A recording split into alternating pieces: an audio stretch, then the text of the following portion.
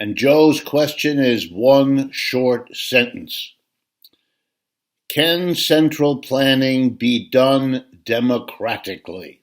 In other words, can tyranny be done tyrannically? I'm guessing the answer is yes.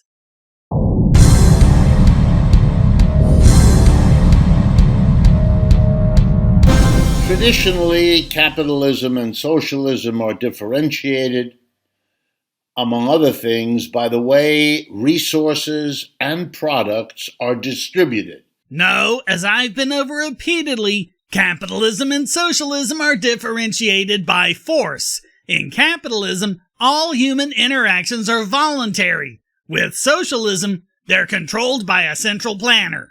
Everything else is an evasion. But before we go any further, I just wanted you to know that this video has been made because of a request from a supporter, Executioner. If you'd like to request a video, just follow the links below to Patreon or Subscribestar and donate at the $2 level. And the answer is, in capitalism, this is done by a market. Again, this just means by voluntary interaction.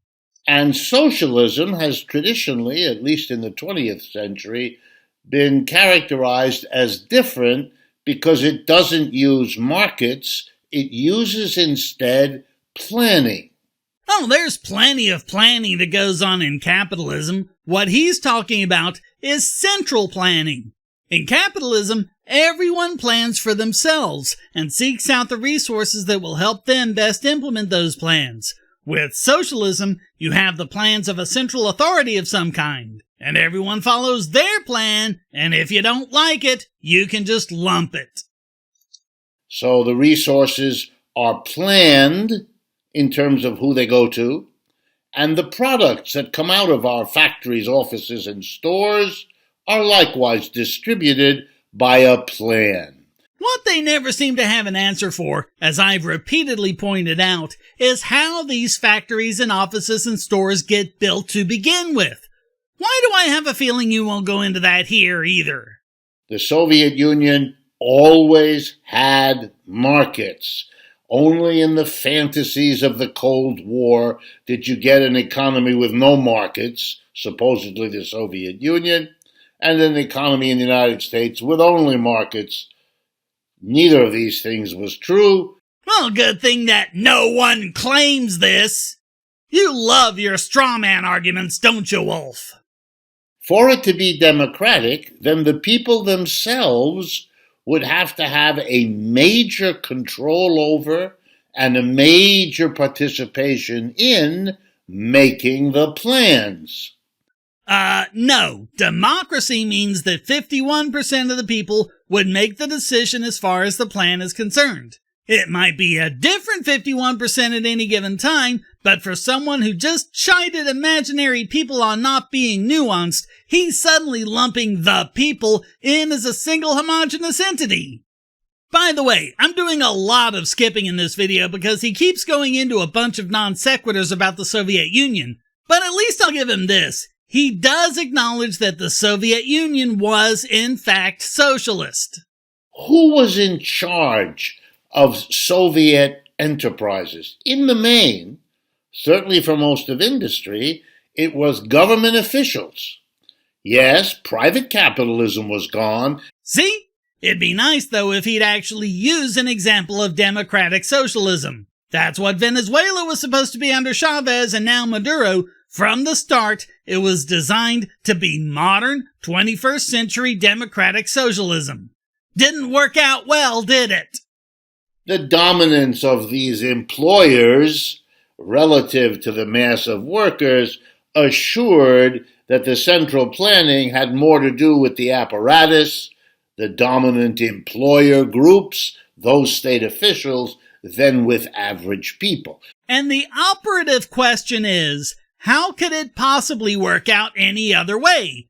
Whatever central committee or whatever you put in charge of the economy is going to make the decisions they want. Even if we assume they're all honest and decent people, a huge assumption not supported by history, it's still the case that they're gonna make decisions based on how they think things should be done, which isn't necessarily how you think things should be done. And that's the problem. Since value is subjective, since people are individuals and not collectives, they're all going to disagree on what should be done, what's good or bad, and how much something is to be valued over something else. There's no way a central planning authority can make decisions that everybody agrees with. Whereas with capitalism, everyone makes those decisions for him or herself. And that's how you can have all of these products and services serving niche markets in the economy. That's the only way to maximize wealth for everybody. But now Joe's question is, could it be? And how would you do that?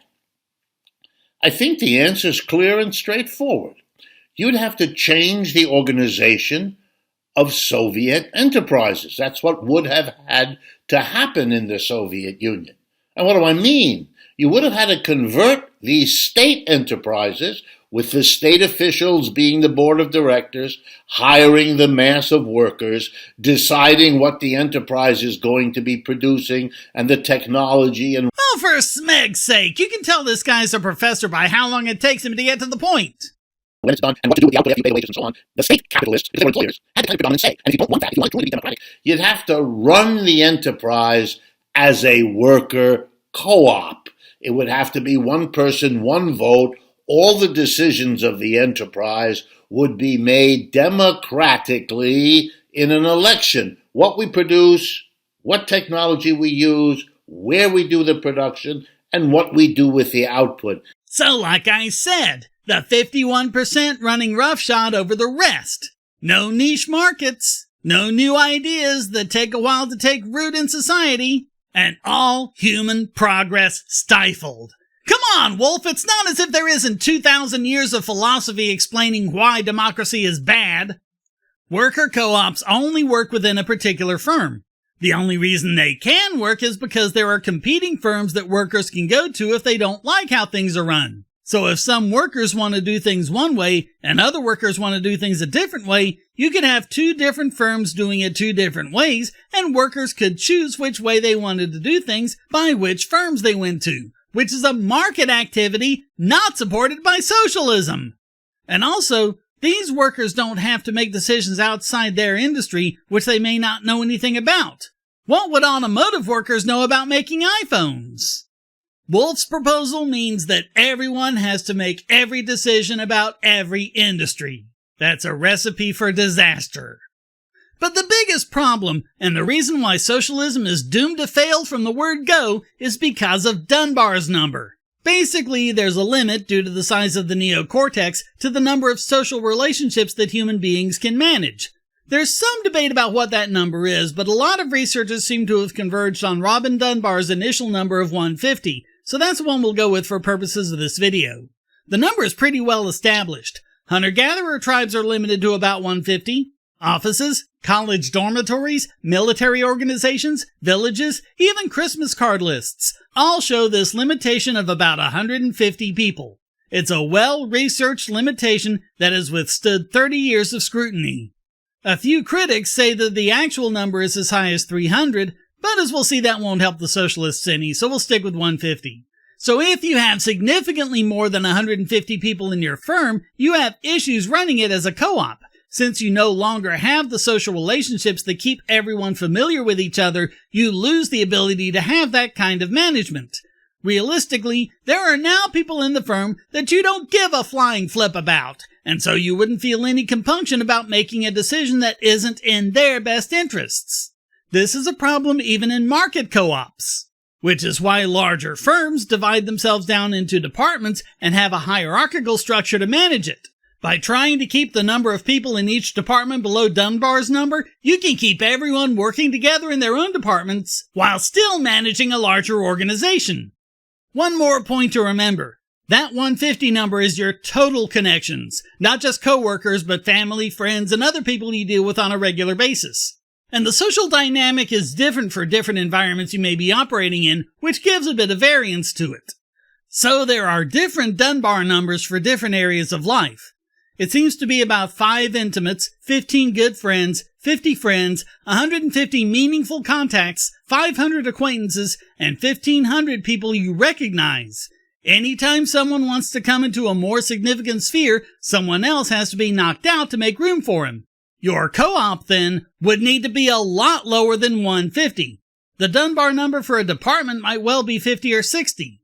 So given all this, how the heck and hockey sticks are you gonna make it work for a society with hundreds of millions of people? And now, if a planning authority in Moscow or anywhere else sends you a plan to be commented on, this we can do, this we can't do, this we would rather do, now it's going to be done by all of the workers together with the comments. The majority vote determines what comments are sent back up. Yeah, and now you know the problem with this. It's the tyranny of the majority compounded with the problems resulting from Dunbar's number. And that's just determining what the workers are going to say to the planning authority, not what the planning authority actually does. What you could also do, and what has been experimented with, is to replace central planning, what the Soviets did, at least in part, with local planning, decentralized planning. Works for me. In fact, let's decentralize it so much that planning for each individual's life is done by that individual, with no one able to force their way on him or her. Hey, that's capitalism! Coming up with proposals that are unique and specific to each region or to each industry. Well, it's funny then that you don't practice what you preach. You're one of the big voices for a $15 national minimum wage. Aside from the fact that the overwhelming consensus of economics is that minimum wage just destroys jobs for poor and marginalized workers, you're advocating for this with zero regard to how much purchasing power varies from one part of the country to another. While part of it goes back up the chain to get the planning for the larger society as a whole. By devolving planning so it's partly local, partly regional, partly industrial, and only partly central. And who gets to decide what's what? Who gets to decide which decisions are centralized and which ones are regionalized? If you look at political power instead of economic decision-making, our founders set up a system like that. Most of the power was granted to the states, with a very few limited functions granted to the federal government. And look what happened. The federal government grew bigger and bigger and got more and more intrusive into our lives. There's no reason to believe it wouldn't be the same with this distributed socialism thing you're advocating. Bottom line, can planning, central planning, be democratic? You bet. And since central planning and democracy are both horrible forms of tyranny over the minds of humans, no decent person should ever consider it. Hey, thanks for watching. Please hit like and subscribe and keep these videos coming by donating, becoming a subscriber and getting special benefits, or even for free with airtime. And check out all the great content here, like this video selected just for you.